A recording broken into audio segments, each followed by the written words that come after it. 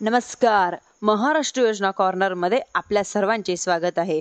आजच्या व्हिडिओच्या माध्यमातून आपण बघणार आहोत की पीएम किसान सन्मान निधी योजनेअंतर्गत पात्र असलेले परंतु कारणास्तव गेल्या काही हप्त्यापासून हप्ते मिळत नसलेल्या, याचबरोबर नव्याने नोंदणी केलेल्या परंतु त्यांना अद्यापही नोंदणी अप्रूव्ड न झालेल्या शेतकऱ्यांसाठी एक अतिशय की महत्त्वपूर्ण असं अपडेट आपण आजच्या व्हिडिओमध्ये बघणार आहोत.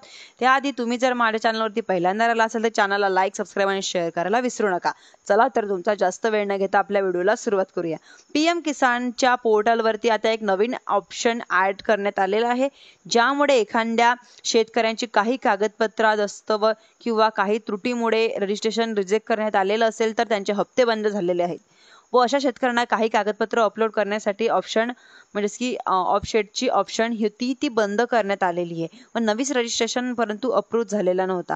अशा शेतकऱ्यांना मिसिंग इन्फॉर्मेशन नावाची एक ऑप्शन देण्यात आलेली आहे. त्या ऑप्शनच्या माध्यमातून आता शेतकऱ्यांना आपला चुकीचा असलेला डाटा करेक्ट करता येणार आहे व याचबरोबर नवीन कागदपत्रांची मागणी करण्यात आलेली आहे व कागदपत्र आता यांच्या माध्यमातून अपलोड करण्यात आलेले आहे. परंतु आता पीएम किसान योजनेच्या लाभार्थ्यांना काही कारणास्तव रिजेक्ट करण्यात आलेले होते.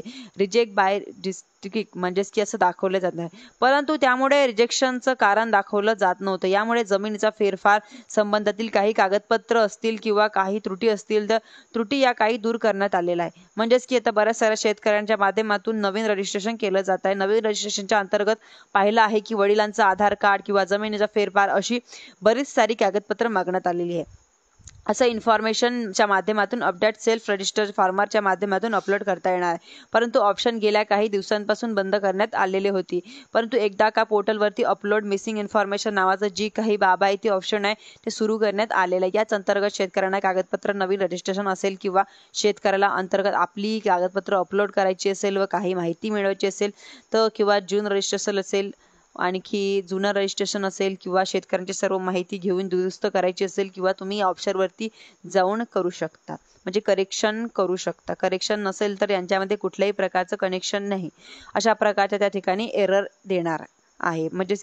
एरर बाकी असेल व आपले हप्ते बंद झालेले असतील तर यांच्या माध्यमातून रजिस्ट्रेशन नंबर टाकून, आधार नंबर टाकून अंतर्गत आपण त्यामध्ये जर फार्मर असतील तर आपले self registration farmer ID generate करत होते.